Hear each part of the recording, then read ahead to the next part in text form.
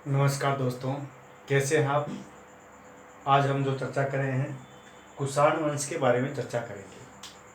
कुषाण वंश का जो शासनकाल रहा है, मूल रूप से यहाँ पर कुषाणों की जब बात आती है तो कुषाण जो थे मूल रूप से मंगोलिया के निवासी थे। तो आपसे पूछा जा सकता है कुषाण कहाँ के निवासी थे, तो आपको आंसर देना है मंगोलिया के निवासी थे। यानी जो प्रेजेंट टाइम में जो चाइना का जो ऊपर का पहाड़ है, गोबी का जो मरुस्थल है, उस भाग के लोग निवासी थे। तो आपसे पूछा जा सकता है कि कहाँ के निवासी थे। मूल रूप से गोबी का मरुस्थल जो चाइना और तुर्कमेनिस्तान का बॉर्डर जो लगता है उस एरिया के थे। और ये पहले सबसे पहले उज्बेकिस्तान जाकर के बसे थे। उज्बेकिस्तान बेकिस्तान और उज्बेकिस्तान में इनकी जो नाम था यूची के नाम से इनको जाना गया था, यूची। और उसके बाद ये यूची दो पार्ट्स में डिवाइड हुई थी, छोटी यूची, यूची छोटी और बड़ी यूची। छोटी यूची के लोग हैं उज्बेकिस्तान में ही रह गए थे और बड़ी यूची के लोग यानी खैबर दर्रे को पार करके और खैबर दर्रे को पास करते रहे, यानी अफगानिस्तान के रास्ते काबुल, काबुल के बाद में ये यानी हिंदुस्तान का जो पंजाब का जो पार्ट है वहाँ आकर के ठहरे थे। तो आपसे पूछा जा सकता है कि सबसे पहले जो है ये कहाँ पर पहले, तो पंजाब और पेशावर का जो आसपास का जो क्षेत्र है यहाँ पर ये यूची के लोग ठहरे थे। और ये जो बड़ी यूची है ये आगे चल कर के कुषाण के नाम से जानी गई थी। और इसका जो लीडर था वो था कुजुल कैडफिसस, कुजुल कैडफिसस। अब कुजुल कैडफिसस का जो काल आता है अप्रोक्सीमेट जो माना गया है वो 50 यानी प्रथम ईस्वी शताब्दी का जो माना गया है कुजुल कैडफिसस। और कुजुल के बाद में इसका जो पुत्र बना विम कैडफिसस शासक बना था, विम कैडफिसस। और विम कैडफिसस का जो काल आता है 50 से लेकर के और 78 ईस्वी तक आता है, ये प्रथम शताब्दी है। और यहाँ पर ये 20 से लेकर के 50 लगभग 30 वर्ष तक का जो काल आया है वो कुजुल कैडफिसस का आया है। और कुजुल कैडफिसस ने ही पेशावर को अपनी राजधानी बनाया था। यानी आधुनिक जो पाकिस्तान है, पाकिस्तान का रावलपिंडी और पेशावर का आसपास का जो क्षेत्र आता है वो ही उस समय इनका क्षेत्र था। और सबसे पहले हिंदुस्तान के भाग में यानी हिंद यवन शैली जो आई थी, जहाँ पर सोने के सिक्कों की जब बात आती है तो सोने के सिक्के सबसे पहले हिंदुस्तान में जो शुरू करने वाले थे वो यवन हिंद थे। अब यवन हिंद की जब बात आती है साइलेक्स का नाम आएगा। और उसके बाद में दूसरा जो नाम आता है, यदि यवन हिंद यवन नहीं मिलता है तो उस अवस्था में आपको आंसर देना है कि यहाँ पर कुषाण वंश ने सोने के सिक्के चलाए थे। अब कुषाण वंश की भी बात आती है तो हमें थोड़ा सा ध्यान रखना है कि कुषाणों में जो सबसे प्रमुख था विम कैडफिसस का जो पुत्र है कनिष्क था, कनिष्क। और कनिष्क का जो काल आता है 78 एडी से लेकर के ईस्वी से लेकर के 101 ईस्वी तक आता है। और यहाँ पर थोड़ा आपको ध्यान देना कि क्वेश्चन इसका कनिष्क का जरूर आता है। कुषाण काल में जो नाम वास्तव में बनता है तो कनिष्क का ही नाम आता है। कनिष्क की जब बात आती है तो हम ये कह सकते हैं कि कनिष्क ही पहला शासक था जिसने सोने को महत्व न दे करके चांदी जो सिक्के चलाए थे वो तांबे के सिक्के चलाए थे और सोने को उसने महत्वपूर्ण वस्तु माना और उसको अपने कोष में रखा था। जबकि विम कैडफिसस ने सोने के सिक्के जारी किए थे और कनिष्क ने उनको वापस बंद कर दिया सोने के सिक्के, और कनिष्क ने तांबे के सिक्के चलाए थे। तो आपसे पूछा जा सकता है कि कनिष्क ने कौन से सिक्के ज़्यादा चलाए थे, तांबे के सिक्के चलाए थे। कनिष्क का जो शासनकाल रहा है 78 ईस्वी से लेकर के 101 ईस्वी तक रहा है। कनिष्क के शासनकाल में उसकी जो राजधानी थी, दो राजधानियाँ थी, एक पेशावर यानी गांधार, पेशावर के पास में जो था गांधार था, और दूसरा मथुरा, इनकी दूसरी राजधानी थी। तो आपसे पूछा जा सकता है कि यहाँ पर इसकी जो प्रथम राजधानी कौन सी थी, पेशावर के पास में गांधार थी, और दूसरी राजधानी जो थी मथुरा, इनकी दूसरी राजधानी थी। ऐसे ही कला का जो बात आता है तो कला की दो स्कूलें थी, कला की दो स्कूलें जो थी ये भी इनके काल में थी, पहली गांधार कला, दूसरी मथुरा कला। और यहाँ पर क्वेश्चन पूछा जाता है अक्सर कि इसके समय जो गांधार कला और मथुरा कला है, इनमें पुरानी कौन सी थी? मथुरा कला प्राचीन है और गांधार कला थोड़ी नई थी। गांधार पर जो असर था वो यवनों का असर ज़्यादा था और मथुरा कला में हिंदुस्तान का पार्ट ज़्यादा आता है। तो यहाँ पर मथुरा कला में ही सबसे पहले महात्मा बुद्ध की जो मूर्ति बनी थी, तो आपसे पूछा जा सकता है कि मथुरा कला जो है उसी में महात्मा बुद्ध की प्रथम मूर्ति बनी थी।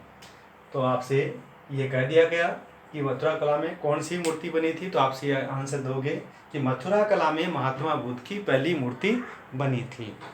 क्लियर? अब अपन आगे बढ़ेंगे तो यहाँ पर थोड़ा सा ध्यान देना अपने को कि दूसरा जो पार्ट आता है यहाँ पर कि मथुरा कला और कला की दो स्कूलें थी। पहली है गांधार कला, गांधार, और दूसरी आती है मथुरा कला। और मैंने आपको बताया कि मथुरा कला में महात्मा बुद्ध की जो मूर्ति सबसे पहले बनी थी और सर्वाधिक मूर्तियां जो बनी थी वो गांधार कला में बनी थी। तो यहाँ पर मथुरा कला की जो बनी थी यानी मूर्तियां सबसे ज़्यादा कौन सी कला में बनी थी, क्यों पूछा जा सकता है। तो मूर्ति कला का जो प्रभाव आता है, मूर्ति कला में मथुरा कला जिनमें जैन प्रभाव ज़्यादा था, हिंदू प्रभाव ज़्यादा था, और गांधार कला में यवन प्रभाव ज़्यादा था। तो आपसे पूछा जा सकता है कि कौन सी कला में यवन प्रभाव ज़्यादा था, तो आंसर दोगे गांधार कला में यवन प्रधान था। और यहाँ पर महात्मा बुद्ध को जो कपड़े पहनाए गए थे उनमें डिफरेंस आता है। मथुरा कला में मोटे कपड़े पहनाए गए थे और गांधार कला में पतले कपड़े पहनाए गए थे, लेकिन दोनों में ही बालों की जो शेप बनाई गई थी वो लगभग सेम से थी, और दोनों में ही उनको पद्मासन की मुद्रा में बैठे हुए दिखाया गया है। तो आपसे पूछा जा सकता है कि पहला ऐतिहासिक मानव जिसकी मूर्ति मिली है कौन सा देवता? तो देवता नहीं है, मानव था जिसकी मूर्तियां बनी थी, वो था महात्मा बुद्ध। और कनिष्क ने बौद्ध धर्म स्वीकार किया था। तो आपसे पूछा जा सकता है कनिष्क ने कौन सा धर्म स्वीकार किया था? कनिष्क ने बौद्ध धर्म स्वीकार किया था, और कनिष्क के कारण ही यानी भारत में बौद्ध धर्म का प्रचार प्रसार हुआ था। लेकिन यहाँ पर ध्यान देना है कि बौद्ध धर्म की जो 4 संगीतियाँ हुई थी उनमें से चौथी संगीति का जो आयोजन किया गया था वो कनिष्क के समय किया गया था, और इसका जो आयोजन हुआ था वो लगभग यानी इसको आप प्रथम एडी इसका आंसर दोगे। आपसे पूछा जा सकता है कि कौन सी काल में हुआ था? प्रथम एडी में हुआ था। तो प्रथम एडी में इसका हुआ था। तो आप ये पूछा जा सकता है कि इसकी जो अध्यक्षता करने वाले थे यानी बौद्ध धर्म की जो पहली संगीति हुई थी वो मैंने आपको पहले वाले वीडियोस में बताई थी। और अगला जो आता है यहाँ पर कि बौद्ध धर्म की जो चौथी संगीति है वो किसके समय हुई थी? आपसे पूछा जा सकता है। जो चौथी संगीति कनिष्क के समय हुई थी। यहाँ पर ये क्वेश्चन बार बार आता है, कौन से सन में हुई थी? सन इसका नहीं है, लेकिन कश्मीर के कुंडलवन में हुई थी। कश्मीर के कुंडलवन कश्मीर में हुई थी, और इसकी जो अध्यक्षता करने वाले थे, यहाँ पर ध्यान देना है कि एकमात्र बौद्ध संगीत थी जिसमें से कि उपाध्यक्ष भी था। तो अध्यक्ष तो कौन था? वसुमित्र था। वसुमित्र अध्यक्ष था। उपाध्यक्ष की जब बात आती है तो अश्वघोष इसके उपाध्यक्ष बने थे। और ये पहली संगीति थी जिसमें यानी बौद्ध धर्म के जो ग्रंथों का जो संपादन हुआ तो संस्कृत भाषा में हुआ था। इससे पहले जो है वो संस्कृत भाषा में नहीं हुआ था। तो यहाँ पर कई बार क्वेश्चन आया है कि इससे पहले जो हुआ था अलग अलग भाषाएं थी, जैसे सिंहली, तो लोग जो है सिंहली भाषा में थे, और पाली भाषा का प्रयोग ज़्यादा किया गया था। लेकिन यहाँ पर बात आती है चतुर्थ बौद्ध संगीति की, तो यहाँ पर जो वो संगीत जो ग्रंथ लिखे गए हैं वो अश्वघोष के द्वारा भी लिखा गया है और दूसरे वसुमित्र के द्वारा भी लिखा गया। चरक इसका दरबारी था। तो आपसे पूछा जा सकता है कि चरक संहिता और सुश्रुत संहिता दोनों नाम आते हैं। देखो चिकित्सा में जब नाम आता है तो सुश्रुत का नाम आता है। सुश्रुत यानी सबसे पहला व्यक्ति सुश्रुत संहिता जो था जिसमें यानी चिकित्सा की बात आती है, और चरक दूसरा व्यक्ति था जिसने यानी नाक की सर्जरी के बारे में भी चर्चा की थी। लेकिन यहाँ पर जो चिकित्सा का जनक माना गया है वो सुश्रुत को माना गया है, जो कि कनिष्क के शासनकाल में था। मयूर का भी नाम आता है यहाँ पर। लेकिन इस समय यानी कला जो है अपने परचम पर थी और यहाँ पर आयुर्वेद का भी प्रभाव था। तो मैंने आपको बताया है कि यहाँ पर जो बात हमारी चल रही है कनिष्क के बारे में, और कनिष्क की जो आदमकद मूर्ति मिली है वो मथुरा कला की मिली है। तो आपसे पूछा जा सकता है कि कनिष्क की जो आदमकद का मतलब खड़े हुए एक चौकी पर कनिष्क को दिखाया गया है, जिसमें उसने यानी घुटनों तक के जूते पहन रखे हैं, उनका कलर सफ़ेद है और वो वैसे ही कोट भी पहन रखा है उसने और सिर पर टोपी लगाई हुई है। तो उस समय कोट जो है चलता था। तो आपसे पूछा जा सकता है कि कनिष्क की आदमकद मूर्ति कहाँ से मिली है, तो आप मथुरा कला में मिली है। कनिष्क के समय चौथी बौद्ध संगीत का आयोजन कहाँ पर हुआ, तो आप आंसर दोगे कश्मीर के कुंडल वन में हुआ था। इसकी अध्यक्षता करने वाला कौन था, वसुमित्र था। उपाध्यक्ष कौन था, अश्वघोष था, जिसने बुद्ध चरित्र, कौन सी बुक लिखी थी, बुद्ध चरित्र।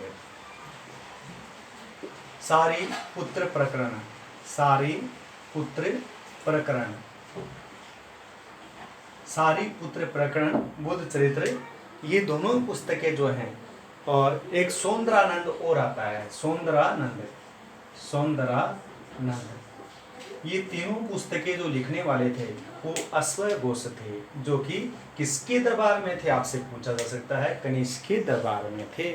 और कनिष्क की जो उत्तरी राजधानी थी वो तो थी गांधार, जो कि आधुनिक पेशावर के आसपास था। और पेशावर में ही उस समय यानी सबसे पुराना विश्वविद्यालय तक्षशिला विश्वविद्यालय जो था वो गांधार में ही स्थित था। और यहाँ गांधार की जो भेड़ें हैं वो प्रसिद्ध थी उस समय भी। तो भेड़ों का जो है ऊन के कारखाने सबसे ज़्यादा जो आते हैं वो नाम कहाँ का आता है, गांधार का आता है। और उसी समय मथुरा में जो कारखाने थे वो सूती वस्त्रों के थे। तो आपसे पूछा जा सकता है कि कनिष्क काल में कॉटन क्लॉथ्स कहाँ फाउंड होते थे, तो कॉटन क्लॉथ्स की जब बात आती है तो मथुरा का नाम लेंगे, और वूलन क्लॉथ की बात आती है तो गांधार का नाम आएगा। और आज भी देखिए मेरिनो भेड़ जो करती है यानी जो ऑस्ट्रेलिया में मिलती है, लेकिन सबसे ज़्यादा जो गांधार की जो भेड़ें हैं उनकी ऊनें लगभग एक भेड़ के 1.5 किलो तक ऊन मिल जाती है। लेकिन कॉटन जो है वो आज भी गुजरात और आसपास का महाराष्ट्र के एरिया में होता है, और वहाँ पर कॉटन जहाँ ज़्यादा होगा तो वहाँ पर सूती वस्त्र मिले भी ज़्यादा होगी। अब यहाँ पर कनिष्क की जब बात आती है तो कनिष्क के क्वेश्चन और भी राजस्थान से संबंधित पूछे जा सकते हैं। देखो यहाँ पर राजस्थान में कनिष्क के एक रंग महल नामक स्थान मिला है कनिष्क के समय का, और वहाँ से हनारिड जो कि स्वीडिश दल की एक मैडम थी हनारिड, और हनारिड ने राजस्थान के हनुमानगढ़ जिले में रंग महल स्थान से, कौन सा स्थान है, रंग महल स्थान से लगभग 101 तांबे के सिक्के मिले हैं। और ये जो तांबे के सिक्के मिले हैं उन पर समय तो दिया गया है कनिष्क और उसके भाई भूविष्ठ का दिया गया है। लेकिन जो क्वेश्चन आएंगे, देखो आपके जो प्रवर्ती शासक है इसके प्रवर्ती शासकों के नहीं आएंगे क्वेश्चन जो आएगा कनिष्क का आएगा। तो मैंने पहले बताया था कि इस वंश का जो है स्टार्टिंग जो हुई है वो तुर्कमेनिस्तान और चाइना के बॉर्डर से हुई है, और उस समय ये लोग किस नाम से जाने गए थे, यूची के नाम से जाने गए थे। उसके बाद उज्बेकिस्तान गए, और उज्बेकिस्तान में इसके 2 पार्ट हुए, छोटी यूची और बड़ी यूची। तो छोटी यूची के लोग तो उज्बेकिस्तान में कबीले के रूप में रह गए, और बड़ा जो कबीला था वो कहाँ पहुँचा, हिंदुस्तान पहुँच गया है। यानी खैबर दर्रा पास कर करके, गोलन जो दर्रा है वो पास कर करके, और उसके बाद हिंदू कुश पर्वतमाला के पास होते हुए ये पेशावर में पहुँचे हैं, और पेशावर में गांधार को अपना केंद्र बनाया। और गांधार को केंद्र बनाने वाला जो कौन था, पहला व्यक्ति कुजुल कैडफिसेस था। कुजुल कैडफिसेस की डेथ के बाद में उसका पुत्र विम कैडफिसेस शासक बना था, और विम कैडफिसेस ने ही सबसे पहले सोने के सिक्के चलाए थे। तो आपसे पूछा जा सकता है कि भारत में सोने के सिक्के सबसे पहले किसने चलाए, तब तो आपको आंसर देना है हिंद यवन शासकों ने। अब हिंद यवन शासक कौन थे, जो कि हिंदुस्तान में 512 ईसा पूर्व में अटैक करने के लिए आए थे। उन्होंने ही पाकिस्तान का जो एरिया आता है उसमें सोने के सिक्के चलाए थे। लेकिन उसके बाद में प्रवर्ती शासक का नाम आता है तो कौन आएगा, यानी कनिष्क से पहला जो विम के एडिफिसेस आएगा कुषाण वंश का ही शासक था और इसका नाम आता है। कुषाणों के बाद में जो है चांदी के सिक्कों का महत्व बढ़ा था, जिसमें गुप्तों की बात करेंगे हम आगे चल करके। लेकिन आज जो हमने चर्चा की है इनमें से एक क्वेश्चन लगभग बन जाता है। तो एक क्वेश्चन और भी यहाँ बनता है, कनिष्क के समय उसका जो चिकित्सक था सुश्रुत भी था, एक जो था चरक था। तो सुश्रुत संहिता का भी नाम आता है और चरक संहिता का भी नाम आता है। दोनों ही पुस्तकों के नाम आते हैं। तो पूछा जा सकता है चरक संहिता का रचयिता कौन था? सुश्रुत था, चरक था। और सुश्रुत संहिता का रचयिता कौन था? सुश्रुत था। इससे ही अश्वघोष के बारे में पूछा जा सकता है, वसुमित्र के बारे में पूछा जा सकता है। और कनिष्क की जो आदमकद मूर्ति मिली है वो कहाँ से मिली है? मथुरा के पास से मिली है। गंधार कला और मथुरा कला दो कला की स्कूलें थी। तो आपसे पूछा जा सकता है कि उस समय कला की कितनी स्कूलें थी? तो आप आंसर दोगे तो उस समय कला की 2 स्कूलें थी। पहले जो नाम आता है गांधार कला का, दूसरा कौन सा है? मथुरा का। मथुरा पुरानी है और गांधार नहीं है। तो यहाँ पर गांधार पर यवन प्रभाव था। तो इसलिए आपसे ये भी पूछा जा सकता है कि कौन सी कला जो स्कूल थी जिस पर यवन प्रभाव था? तो आंसर दोगे गांधार कला। यवन क्यों है? क्योंकि इसमें पर्दा प्रथा भी दिखाई गई थी, जबकि इसमें पर्दा का व्यवस्था नहीं थी। और यहाँ पर कपड़े जो पहनाए गए थे यानी मोटे कपड़े पहनाए गए थे, जिसमें से यानी महात्मा बुद्ध के अंग दिखाई नहीं देते थे। जबकि गांधार कला में जो कपड़े पहनाए गए थे वो थोड़े से झीने कपड़े थे और झीने कपड़ों से उनका जो अंग प्रत्यंग है वो दिखाई देता था। और उनके जो बाल है दोनों ही कंडीशन में घुंघराले बाल बनाए गए हैं और उनको बैठे हुई मुद्रा में दिखाया गया था दोनों ही कलाओं में। तो कला का एक क्वेश्चन यहाँ पर बनता है। और कनिष्क ही पहला व्यक्ति था जिसने नाथुला दर्रा सबसे पहले खोला था, जो कि रेशम दर्रे के नाम से भी जाना गया है। तो रेशम दर्रा जो है भारत को चीन से जोड़ने का काम करता है। तो रेशम दर्रा कौन सा था?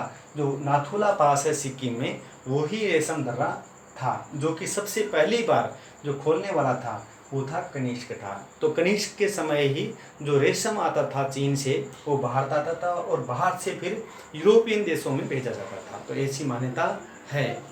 और यहाँ पर इतिहास जो आता है वो पूरा इतिहास मिलता है कनिष्क के बारे में। लेकिन कंप्यूटेशन के लायक जो क्वेश्चन आते हैं छोटे छोटे क्वेश्चन बनेंगे। जैसे राजस्थान से संबंधित हनारेड का आ सकता है कि रंगमहल कहाँ पर है, जहाँ से कनिष्क और हुइस के शासनकाल के सिक्के मिले 101। और इस वंश का जो अंतिम शासक माना गया वो वासुदेव माना गया है। लेकिन यहाँ पर एक थोड़ा सा सिमिलरिटी अशोक से की जा सकती है, क्योंकि अशोक ने देवानाम प्रिय की उपाधि धारण की थी, लेकिन कनिष्क ने देवपुत्र की उपाधि धारण की थी। तो ये क्वेश्चन आ जाता है कई बार कि देवपुत्र की जो उपाधि धारण की है वो कौन सा शासक था? तो आंसर दोगे देवपुत्र की उपाधि धारण करने वाला कनिष्क था। लेकिन देवानामपुरी की जो उपाधि धारण की है वो किसने की है? अशोक ने धारण की थी। तो देवपुत्र जो कि चाइनीज के जो शासक है वो देवपुत्र अपने आप को मानते थे। तो ऐसी उपाधि के कारण जो ये माना जाता है कि कनिष्क का जो संबंध है कहीं न कहीं कहाँ से था? चाइना से था। और यहाँ पर जो कनिष्क है कुषाण काल है, इसको गुर्जरों से भी संबंधित किया गया है। यानी जो जर्मनी और आसपास का जो एरिया है वहाँ पर जो गुर्जर है वो कनिष्क के वंशज माने गए हैं। तो दोस्तों आपको यदि अच्छा लगा हो वीडियो तो आगे शेयर करना और इसको लाइक करना, अपने दोस्तों को बताना। धन्यवाद। जय हिंद, जय भारत।